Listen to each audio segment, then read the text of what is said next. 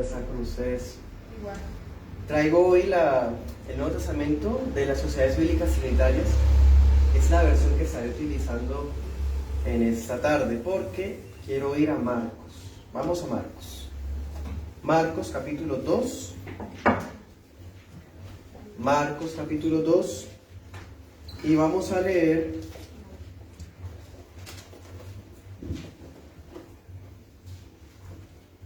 del 13 al 17.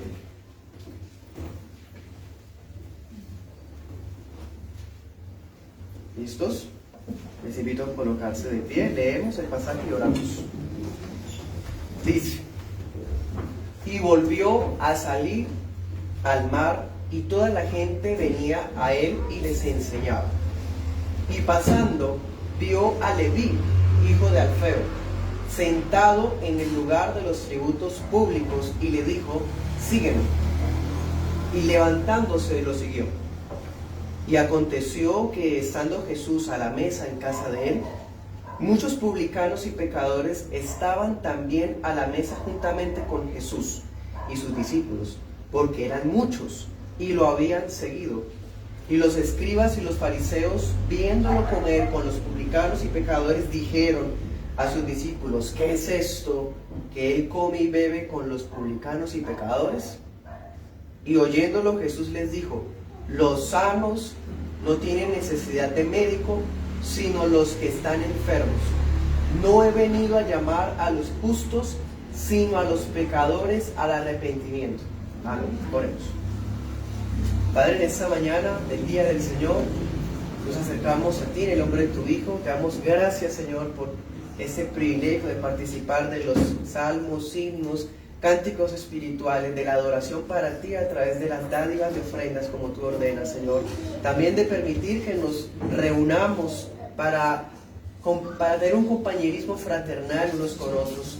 Ahora, Padre, nos disponemos a recibir la parte más importante también, Señor, que es la nutrición de tu palabra de vida.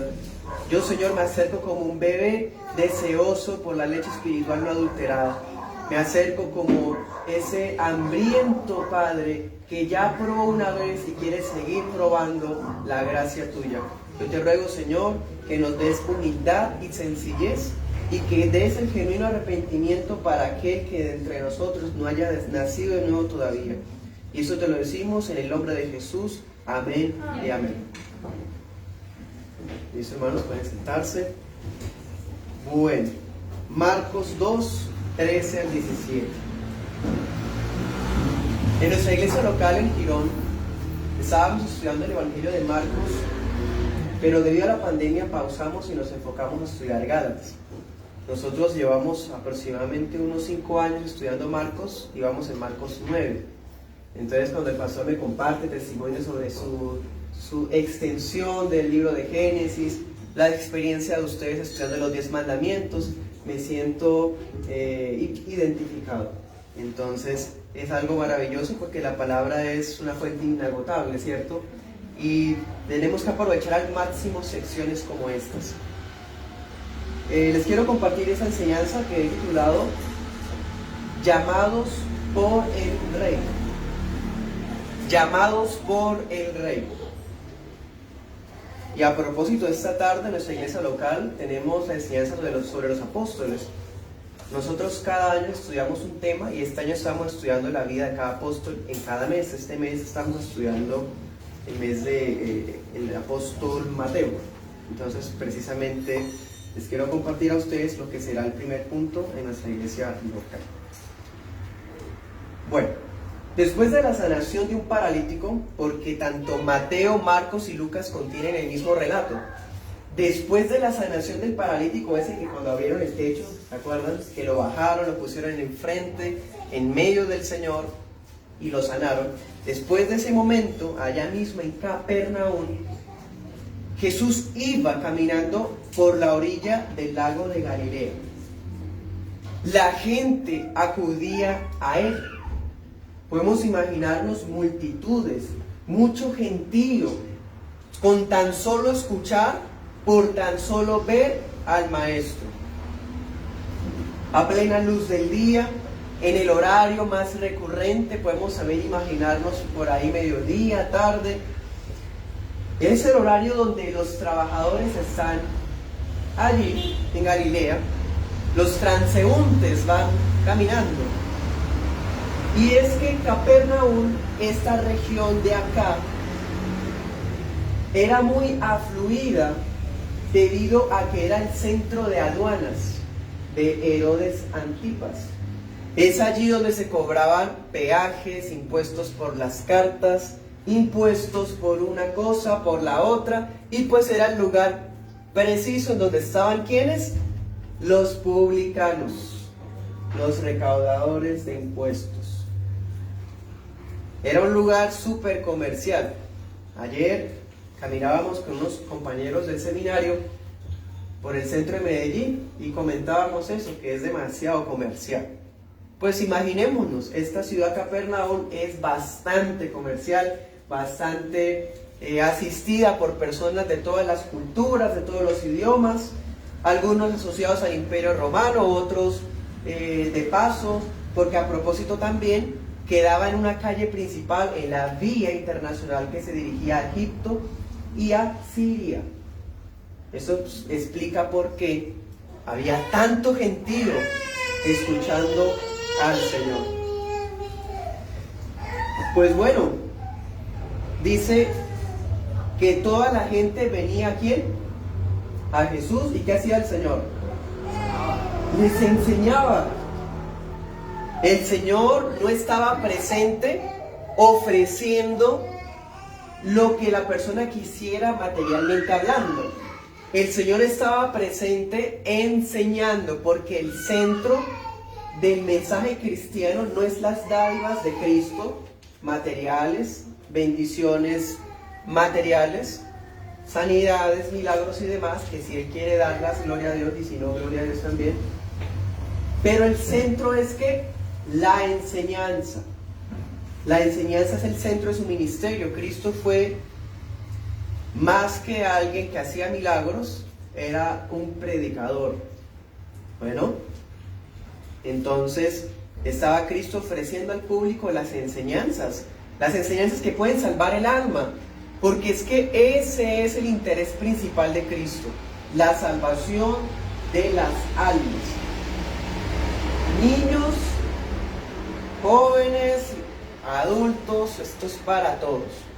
Bueno, el que tenga oídos, que oiga. Ese día, el Señor en su soberana providencia, como Dios Hijo, pues Él es plenamente y verdaderamente hombre y verdaderamente Dios. En su deidad, Él tiene en mente a alguien. Él va pasando ese día por ahí preciso, adrede, para acercarse a un solo hombre.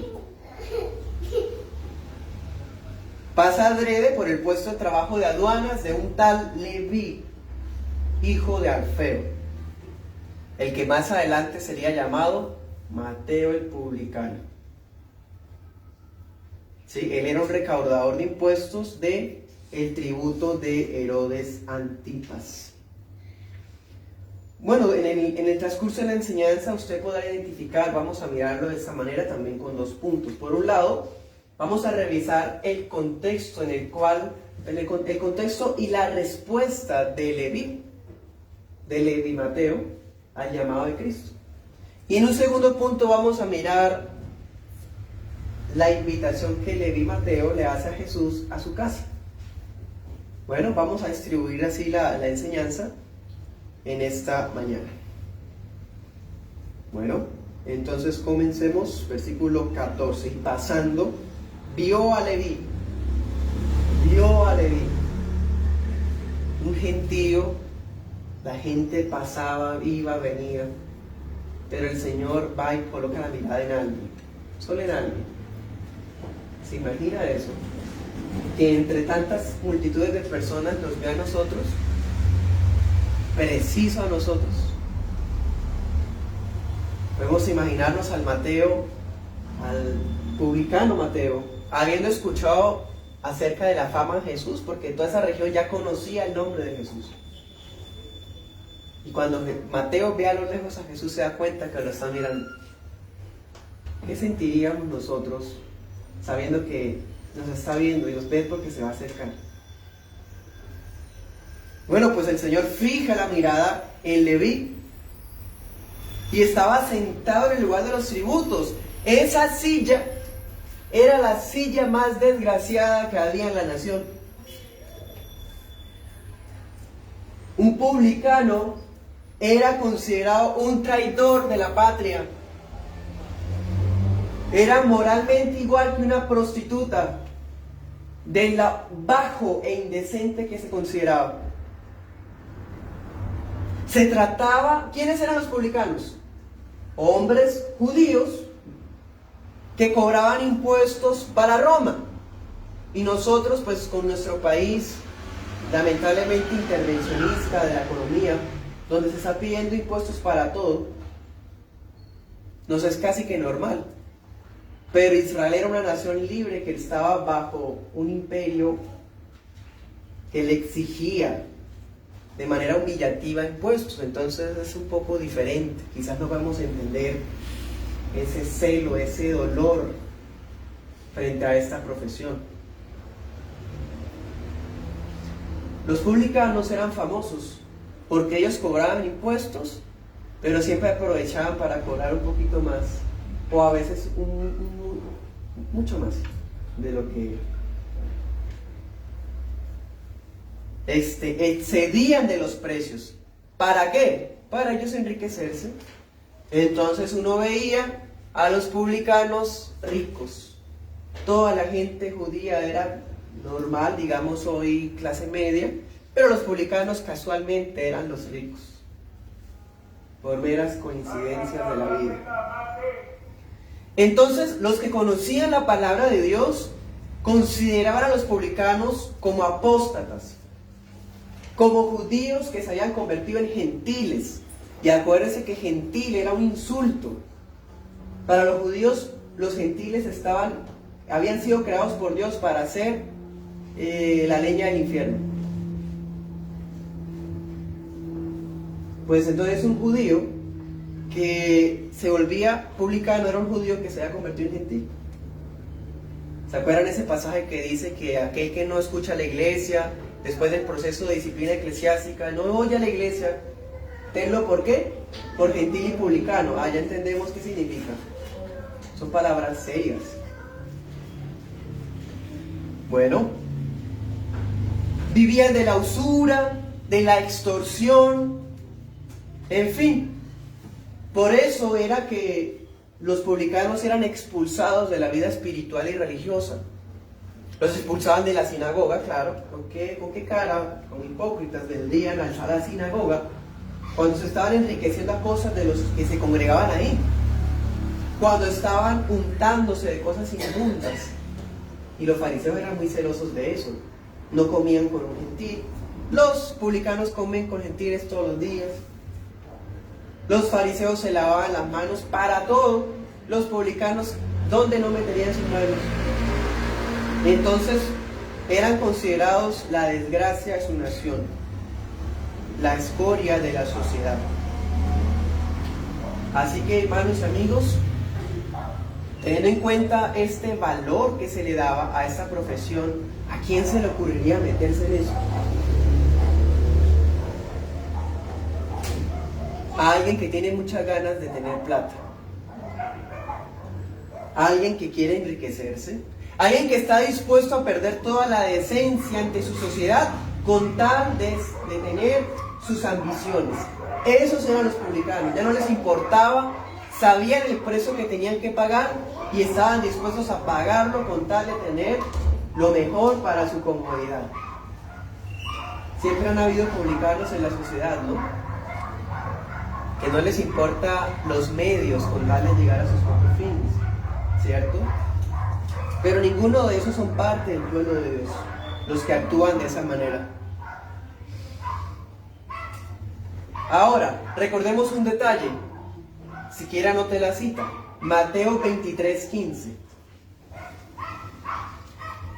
En ese pasaje se nos dice que los fariseos recorrían mar y tierra, con tal de hacer un prosélito.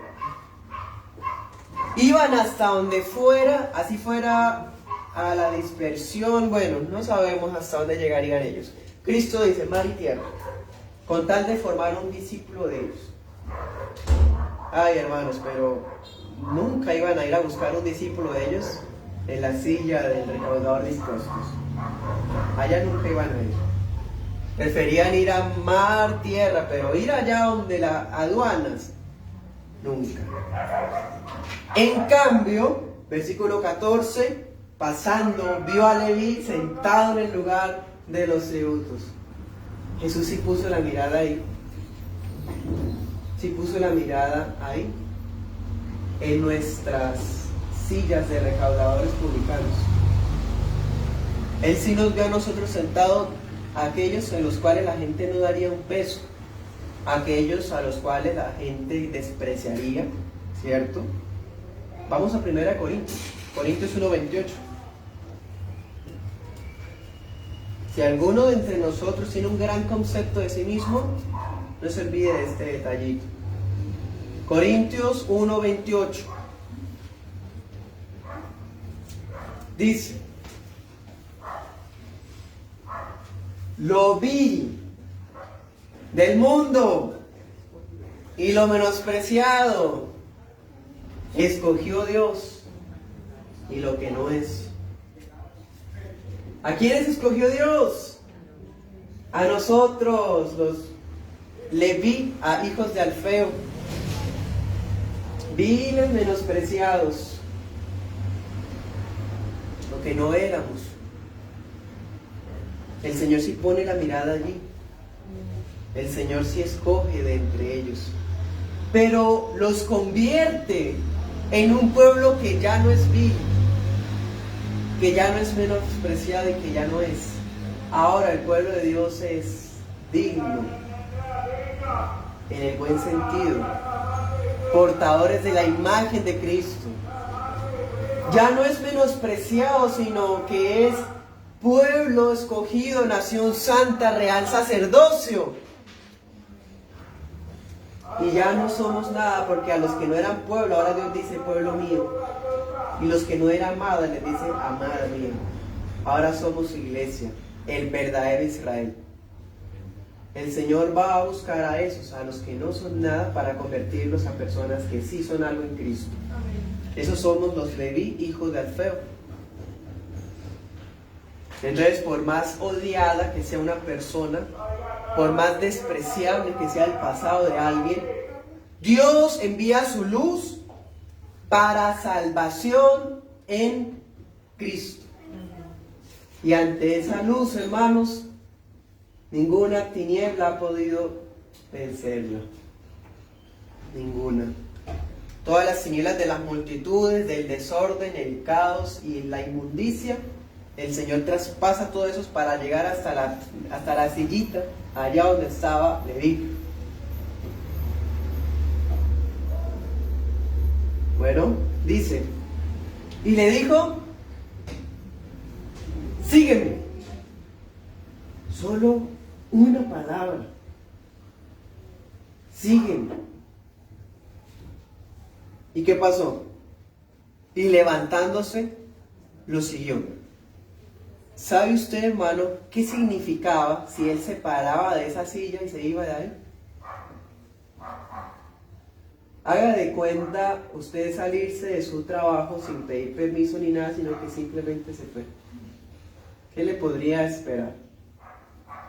Bueno, eso significaba. Estaba dispuesto a ponerse en pie de aquella silla que le daba su sustento y que le daba un poquito más. Pero se paraba porque el Señor le dio una orden: sígueme. ¿Eso qué es? Llamamiento eficaz. Podemos imaginarnos a ese Mateo ocupado, todo ese gentío haciendo fila. Haga fila, ya tomó el ficho, tomando ya sus datos y esto y lo otro. Y cuando levanta la mirada, el Señor lo está mirando. Para. El Señor se está acercando. Y el Señor le dice, sígueme. Se para y se va. Llamamiento eficaz, hermano. Él no dijo, oh, espérenme hasta las 6 que salgo. Yo salgo a las 6 de la tarde del trabajo. Pase por mí a las 7:30 porque es que hay que comer, ¿no? No come y después nos vemos. Mateo no dice, déjame tu número y yo después te llamo. Mateo no dice, ¿yo? No, debe ser fulano que está allá. Yo no, vaya y busque a otro. Mateo no dice, no, soy tan inmundo y tan sucio, yo no soy digno. No, Señor, no me siento bien. Mateo no dice, ven otro día. Mateo se para y sin decir nada, se para y lo sigue.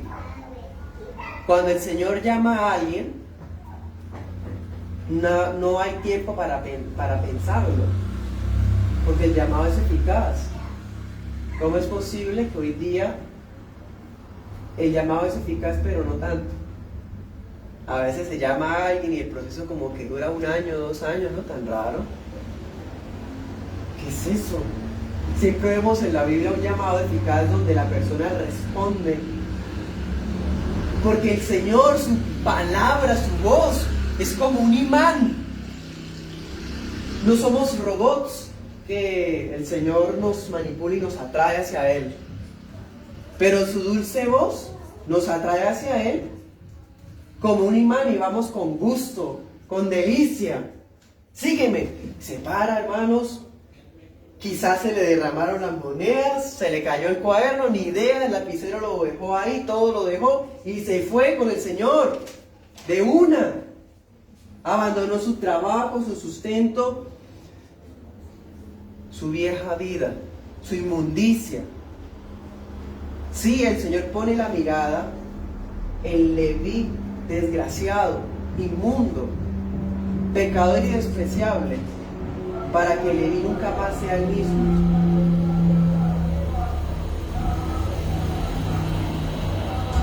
Ahora miremos esto. Miremos segundo punto. Versículo 15. Y aconteció que estando Jesús a la mesa en casa de ¿quién? De Leví. No solamente se paró para atender a su llamado, sino que busca la forma de ser hospitalario, de invitar a Jesús a la casa. Ven a mi casa. Quiero preparar un banquete para ti en tu honor. Quiero tener el gusto de tener en mi casa a mi nuevo maestro, a mi nuevo Señor, a mi Salvador que me escogió cuando ni siquiera yo mismo me consideraba digno. Y no solamente invita a Jesús, invita a los discípulos de Jesús. ¿Y a quiénes más? Versículo 15. Muchos publicanos y pecadores, otros igualmente desgraciados, inmundos. ¿Cómo es? ¿Quiénes eran los amigos de publicano? Gente de la misma calaña, gente igual de despreciable a él, pecadores, publicanos, gente igual de indigna, y los invita. ¿Pero por qué los invita? Para que ellos reciban el mismo llamado que él acaba de recibir. Ahí vemos la conversión de Leví, Alfeo, hijo de Alfeo. Quiere de una compartir lo que recibió. Ese mismo día, hermanos. Ay, yo no me he discipulado, todavía no conozco bien la doctrina. Cuando ya termine de adoctrinarme, ahí sí comparto el evangelio y hablo a otros. Es verdad, no fue así. Porque esa palabra que lo atrajo, esa palabra que ha recibido es la que puede dar. ¿Cuál fue la palabra? Sígueme. ¿Qué puede compartir Mateo a sus amigos? Sígueme. El mismo tema. No hizo un estudio gramático histórico de sígueme. para poder invitar a otros a que sigan. Mateo invitó a Jesús para hacer un banquete en su honor. Ahora notemos otro detallito. No solo abandonó su trabajo, el sustento, sino que ese mismo día está invirtiendo de su plata para hacer tremendo banquete. Él no está diciendo, uy, me salí del trabajo, me toca guardar los ahorros, porque de aquí a que encuentre trabajo, y como saben que fui publicano, nadie me va a dar trabajo. No, ya vivir por fe, en el sentido de que él sabía que si el Señor lo llamó, el Señor no iba a ser partícipe de las ganancias de su ministerio. Ojo, tampoco es que el Señor envíe dinero del cielo a sus siervos, porque para eso se ordena en la iglesia las ofrendas. ¿Se acuerdan? En Lucas dice que las mujeres que eran de buen estado económico sustentaban a Jesús económicamente y a los discípulos. Bueno, entonces él estaba abandonando su economía y ya estaba dispuesto a invertir para el servicio. Y ya lo vemos sirviendo, presta su casa, recibe a Jesús, recibe a sus maestros, a sus discípulos, y recibe a sus amigos, los invita también. Bueno, son personas que no tienen buena estima, como ya hemos visto. Por eso, versículo 16, aparece la reacción típica de los fariseos. Dice: los escribas y los fariseos, viéndolo comer con los publicanos y pecadores, dijeron a sus discípulos: ¿qué es esto? Claro, es que ellos nunca iban a estar ahí.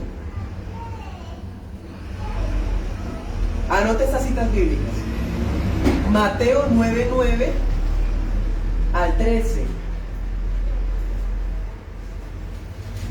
Y Lucas 5:27 al 32. Esos textos son los paralelos de esta historia y nos vamos a dar cuenta de algunos detallitos que da uno, que no da otro y que sí da otro, y se complementan los tres.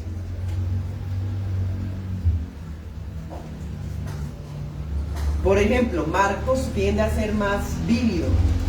Por eso ahorita mirábamos en el 14, dice y pasando. O sea, Marcos casi que nos quiere hacer una historieta, nos quiere dibujar a Cristo pasando. Cristo pasa preciso por ahí. Él nos quiere dar ese detalle solo lo tiene Marcos. Otro detalle: Mateo, en el Evangelio de Mateo, dice que él es Mateo. En cambio, Marcos nos dice que es Leví, hijo de Alfeo. Porque había la costumbre de que un hombre tuviera un nombre en su idioma materno, que era el hebreo, y a la vez un nombre griego o latín, que era el idioma, como decir, comercial para las relaciones exteriores, que era Mateo. Entonces, Leví, Mateo. O sea, siendo judío llamado Leví, se puso un nombre en griego. A propósito de algunos que quieren ponerse nombres en hebreo, ¿no? Los apóstoles estaban haciendo lo contrario, pero vemos a judaizantes queriendo ponerse nombres en hebreo para sentirse más espirituales. Bueno, en Lucas añade un detalle que Marcos no tiene. Lucas dice: y dejándolo todo, lo siguió. Qué bonito es que tengamos 3 evangelios. Ay, pero es que son como una repetición. No, es más, mira, aquí lo hice diferente, es porque se contradicen. Para nada, hay armonía. Cada uno nos cuenta el relato desde una perspectiva diferente que se complementa. Así como cuando somos testigos de algo, y yo lo cuento desde mi perspectiva de acá, y usted la puede contar desde la perspectiva de allá, pero estamos diciendo lo mismo. Bueno, en Lucas también se dice que el banquete que hizo Leví en su casa era muy grande, que había una gran compañía de publicanos y de otros en la mesa. O sea, si es una gran compañía y es una gran mesa, seguro que era una casota. La mansión de Mateo. Por eso es que los fariseos se dan cuenta que Jesús va para allá. Sería la tremenda casa del barrio, la tremenda casa del municipio, quién sabe. Podemos imaginarnos a los fariseos yendo detrás. ¿Para dónde va? No puede ser. No me diga que va para allá. Uy, sí, está entrando. Y se está sentando con ellos. Uy.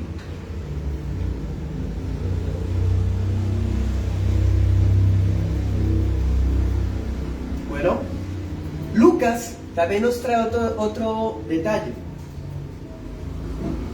Nos dice que los fariseos empezaron a murmurar. Y las murmuraciones eran contra los discípulos. Las murmuraciones siempre van a los discípulos, nunca van al que enseña. Porque el propósito de la murmuración es indisponer para que la persona se aparte del que enseña. Siempre es así. Entonces estaban murmurando contra el maestro a los discípulos para indisponerlos contra el Señor y que ellos abandonaran al Señor. Impresionante.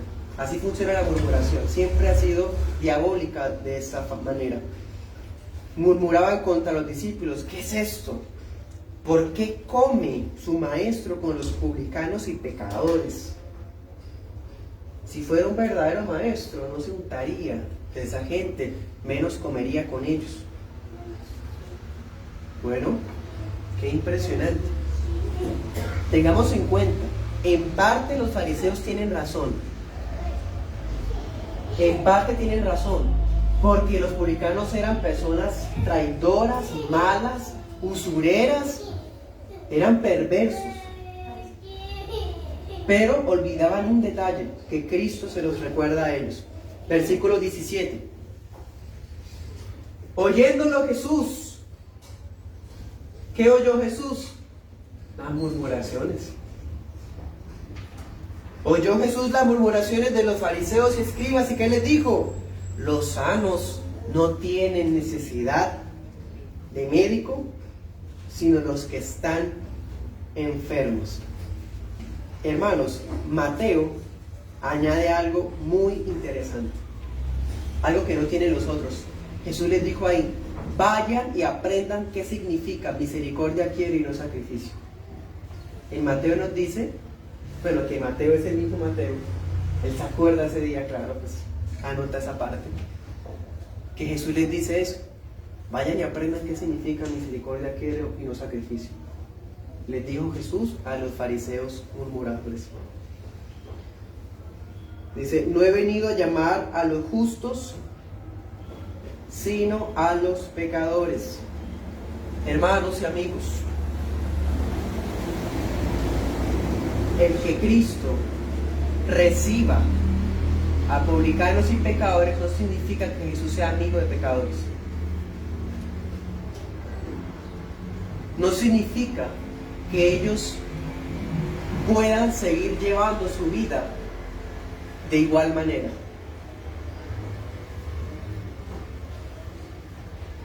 Si estas personas habían sido invitadas y estaban teniendo el privilegio de estar sentadas junto con Cristo, era porque a ellos se les extendió la misma invitación que Mateo escuchó: sígueme. No era para que se sentaran y siguieran viviendo su vida en su inmundicia, igual, porque Dios lo ama y ama al pecador, pero aborrece el pecado. Falso. Cuando el Señor recibe a un pecador, es para que ese pecador deje de ser pecador y se convierta en un santo para su gloria. ¿Ustedes creen que Leví siguió siendo un publicano, ladrón, usurero, extorsionista? Quién sabe si testaferro, etcétera? No, porque Leví, el publicano, se convirtió en el apóstol Mateo. Bueno, Mateo lo ha dejado todo para seguir al Señor. Ahora los amigos de él, pecadores y publicanos, tenían que hacer lo mismo. Tenían que estar dispuestos a depender de la gracia de Dios en Cristo, como Mateo lo hizo ese día. Eso fue lo que olvidaron los fariseos y escribas. Tienen razón. Dicen Judas, no debemos hasta aborrecer la ropa untada por ellos. Dicen Judas, por aquellos que apostatan, que rechazan el Evangelio, por aquellos que están en una vida de pecado evidente. Dicen Corintios, ¿se acuerdan? Aquel que llamándose cristiano sea, ¿se acuerdan? ¿Qué decía? Estafador, maldiciente, todos esos que dicen Corintios, con el tal ni aun comáis. Y eso está en el Nuevo Testamento. La iglesia tiene esa orden. Pero no tenemos que ser extremistas. Tampoco se trata de irnos al otro mundo. Como dice Pablo, no se trata de que se alejen de todos porque tendríamos que salirnos del mundo. Bueno, pero lo que habían olvidado los fariseos era que había de parte de ellos un deber. El deber de mostrar misericordia. Misericordia. Porque mientras haya vida, hay esperanza. ¿Esperanza de qué? De restauración, de salvación, de reconciliación, de perdón. Y si ese montón de publicanos y pecadores estaba vivo, ¿qué había que mostrárseles? Misericordia. Por si quizás abandonan esa vida desenfrenada. Es mala esa vida. No participamos de esa vida. No queremos que ver con esos que practican esa vida. Pero la misericordia se las extendemos, ¿cómo? Extendiéndoles el mensaje que se nos fue dicho una vez. Sígueme. Lo que hizo Mateo. Por eso Cristo le dice, vayan y aprendan qué significa misericordia quiero y no sacrificio. Bueno, todo pecador es bien recibido en Cristo. No importa el pasado, Cristo recibe a todos. Pero apenas Cristo recibe a este pecador, lo transforma inmediatamente con el poder santificador de su gracia. Esa gracia que hizo que Mateo se parara sin pensarlo dos veces. Y esa gracia que ha actuado en usted y en mí todos estos meses, años o días. Los fariseos y escribas de la región se dieron cuenta de con quienes Jesús estaba relacionando, visitándolos, compartiendo la mesa, y protestan contra el Señor. Y de una vez tergiversan las intenciones de Cristo, de una vez cuestionan su integridad y dicen, ¿cómo es posible que busque discípulos entre los publicanos? ¿Cómo puede comer con esa gente?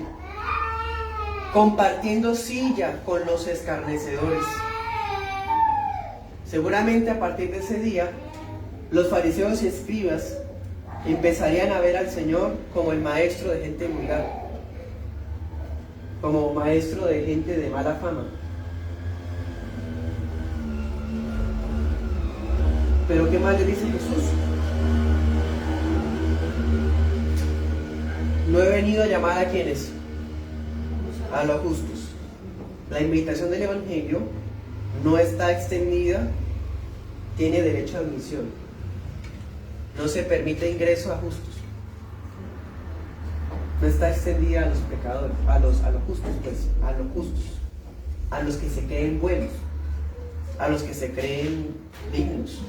Aquellos que dicen lo vil y lo menospreciado, ay, yo no soy vil ni menospreciado. Entonces la invitación no es para ti. La invitación es para no es para los justos. No son los sanos los que necesitan a un médico, ¿no? Son los enfermos los que necesitan al médico. Cristo vino a llamar a los pecadores, no a los justos. ¿Hay algún justo? No, porque no hay justo ni a uno. Salmo 14, ¿cierto? El Salmo paralelo, Romanos 3. Escrito está, no hay justo ni a uno. Entonces es como una forma de hablar del Señor, porque realmente todos son pecadores, todos están invitados. Pero el problema es cuando el pecador se cree justo. ¿Qué puede ser más lamentable en la vida que alguien que es ciego y dice que ve? Es ciego y dice que ve. ¿Cómo le puedo invitar a ver la luz si él dice que la está viendo? ¿Saben? Esos pecadores y publicanos que tenían una vida mala, perversa, inmoral, ese día estaban más cerca de Dios que los fariseos. O mejor dicho, a partir de ese día entraron al reino de Dios y los fariseos no. Porque así como Mateo, su vida fue transformada, seguramente, y por la forma como Cristo los defiende, podemos deducir que todos los demás tuvieron la misma determinación. Estos pecadores miserables que estaban ahí resultaron estando cerca de Dios porque estaban cerca del Maestro, en vez de los fariseos que se creían buenos a la luz de sus propios méritos. Todavía entre nosotros nos creemos buenos algunos, nos creemos de algún tipo de proveniencia. Dice Pablo, muchos de vosotros no son nobles, ni muchos, ¿cierto? Sino que lo vil, lo menospreciado. Ese es nuestro cuadro, hermanos. Ninguna de esas alturas podemos creernos mejores que los demás, ni creernos buenos como si no necesitáramos, o como si dijéramos, bueno, yo soy pecador pero no tanto como tal, o yo pues es que no he pecado tanto, hay otros que han pecado más que yo. Probablemente, pero delante de Dios el pecado es pecado. Quizás algunos llegamos siendo niños al Evangelio, quizás otros, ¿cierto?, más después. Quizás algunos tienen un pasado más largo que otros, pero todos están igualmente invitados porque todos son igualmente pecadores. Bueno, nuestro Rey, que es omnisciente, escuchó los pensamientos de los fariseos y escribas.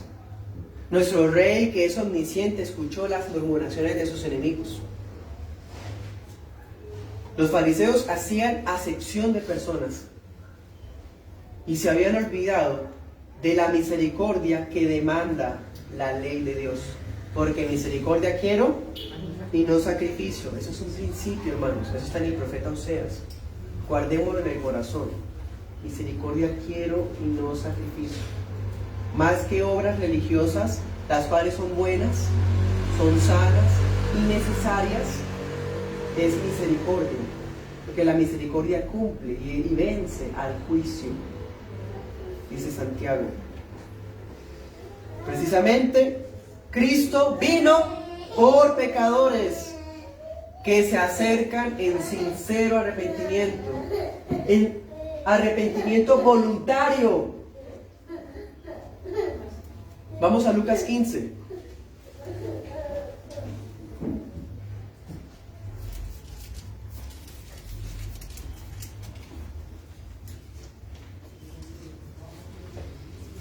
Lucas 15 trae varias parábolas sobre el mismo tema. Guarden en su corazón esa cita, Lucas 15. Ahí vemos la parábola de la oveja perdida, ¿cierto? La parábola de la moneda perdida, la parábola del hijo pródigo. Y las tres son la misma idea. Que el Señor busca a los perdidos. Y cuando los encuentra, se siente un gozo especial. Porque fueron salvados, restaurados, transformados. Esa es la idea de Lucas 15, de todas las tres parábolas. La mujer, cuando encontró esa moneda, se puso feliz, invitó a sus vecinas. Cuando el pastor encontró la perdida y las 99 las había dejado, la encontró y se puso feliz. Cuando el papá recibió a su hijo que se había ido a los malos caminos, se puso feliz, hizo fiesta. La reacción de nosotros por la misericordia es de felicidad cuando alguien se arrepiente. Pero ahora vamos al otro lado. ¿Qué pasa si alguien viene a la iglesia sabiendo que es pecador, pero no se arrepiente? ¿Cómo podemos sentir felicidad por eso? ¿Cómo puede ser restaurada una oveja que se siente que está bien y siendo que se perdió o que actuó mal? El pastor busca la oveja perdida, sí, pero la oveja sabe que está perdida. Pero si la oveja se siente que todo lo que hace está bien, a pesar de que está mal bíblicamente, ¿será que el pastor te seguiría bajo esa misma responsabilidad? ¿Ya qué puede hacer? Porque yo he venido a llamar a pecadores, no a justos. Aquel que se acerca con sincero arrepentimiento,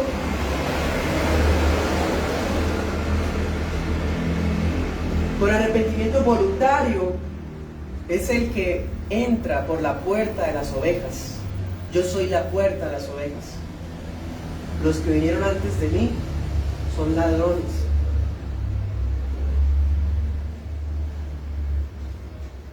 El llamado de Jesús es exclusivo para pecadores, así como la labor del médico consiste en servir a los enfermos. Voy a citar al doctor Hendriksen, un maestro del siglo pasado. Abro comillas, dice: cuando Jesús intimaba con gente de baja reputación, no lo hacía codeándose con ellos como compañero de maldades. A Jesús no se le podía aplicar el proverbio: dime con quién andas y te diré quién eres. Su intimidad era más bien como la del médico, que sin contaminarse en manera alguna con las enfermedades de sus pacientes, se acerca a ellos a fin de traerles sanidad. Aquellas personas que justifican su pecado y dicen: es que Jesús andaba con prostitutas y publicanos. Eso es falso. Eso es calumnia. Eso es blasfemia. Cristo vivió apartado de los pecadores. De los pecadores que no se arrepintieron. ¿Lo quieren ver en la Escritura? Vamos a Hebreos.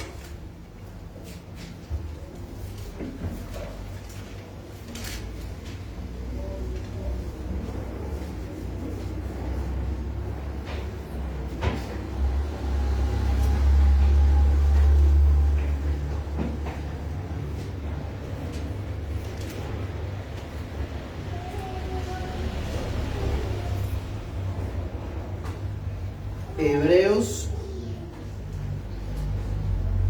capítulo 4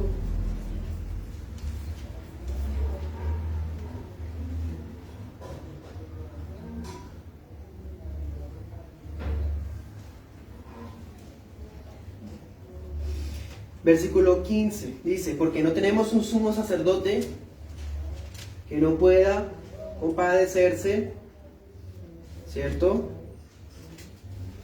Compadecerse de nuestras debilidades, sino uno que fue tentado en todo, según nuestra debilidad, nuestra semejanza, pero sin pecado.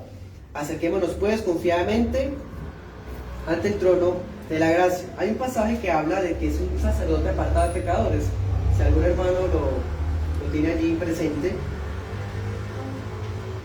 se me extravió el pasaje. Si me lo puede hallar, le agradezco.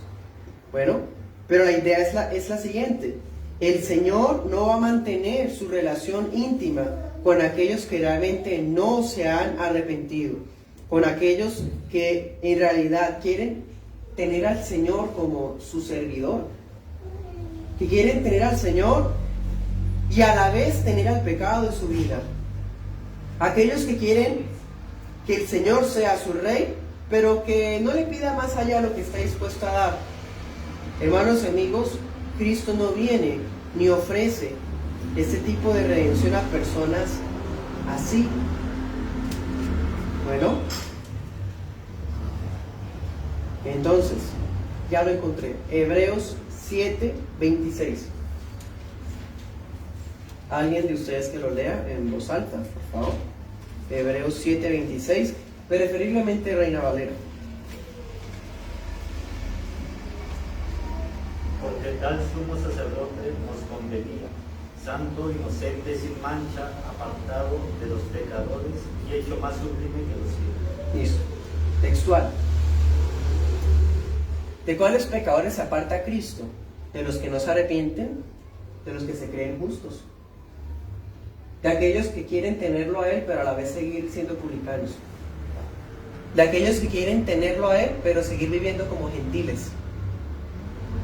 Hermanos y amigos, hay un antes. Él os dio vida cuando estabais muertos en vuestros delitos y pecados.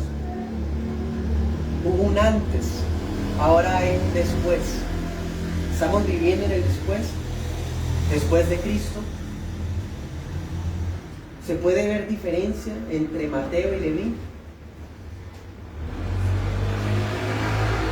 Hermanos, concluyo con lo siguiente: nadie que se crea digno en sí mismo puede venir a Cristo, porque cree que no lo necesita, sencillamente. Y por otro lado, no existe nadie que no necesite ser perdonado por Jesús.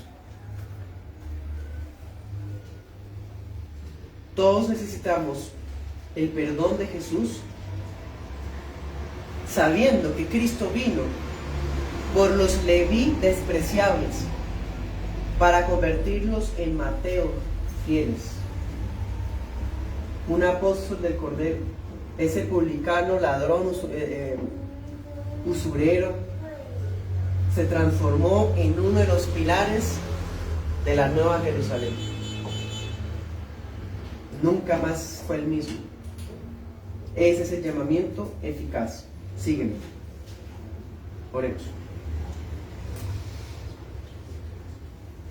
Padre, en esta mañana a nosotros nos convenía tener a un sumo sacerdote como tú, porque tuviste nuestra semejanza, tuviste nuestra debilidad humana y aún así no tuviste pecado, Señor. Y a más de eso, siempre fuiste justo y apartado de los pecadores. Tú viniste, Señor, a llamar a pecadores, no a los justos. Tú eres el que transformas a los pecadores para hacerlos vasos de barro de honra. Todos los presentes queremos ser esos vasos de honra para ti, Señor. Antes servíamos al pecado, a nuestra carnalidad, a nuestros impulsos, a nuestras imprudencias. Antes servíamos, Señor, de manera corrupta, igual que los del mundo, buscando nuestro propio interés, no teniendo palabra. Pero ahora tú nos transformaste. Yo te ruego, Señor, que nos ayudes a mortificar las obras de la carne que tenemos todavía. Tenemos todavía luchas, mi Señor. Tú eres nuestro Rey. Guíanos. Ese llamamiento que nos pone de pie y nos impulsa a seguirte, ese lo queremos todos los días en nuestra vida, sabiendo que ya un día lo recibí y que voy caminando contigo, Señor. No es porque yo te agarre fuerte, es que tú me atrapaste, Señor, con tu gracia. Y entonces sé que no me dejarás, no me abandonarás, sino que perfeccionarás la buena obra que empezaste. Yo te ruego, Padre, por aquellos que escuchan este mensaje, para que traigas convicción de pecado con tu Espíritu Santo, así como transformaste a Leví y a sus amigos. No nos permitas ese endurecimiento que tuvieron los fariseos, sino que tengamos ese corazón, Señor, que pone la misericordia antes que el sacrificio de obras. Ayúdanos, Señor. Todo eso lo decimos en el nombre de Jesús. Amén y amén.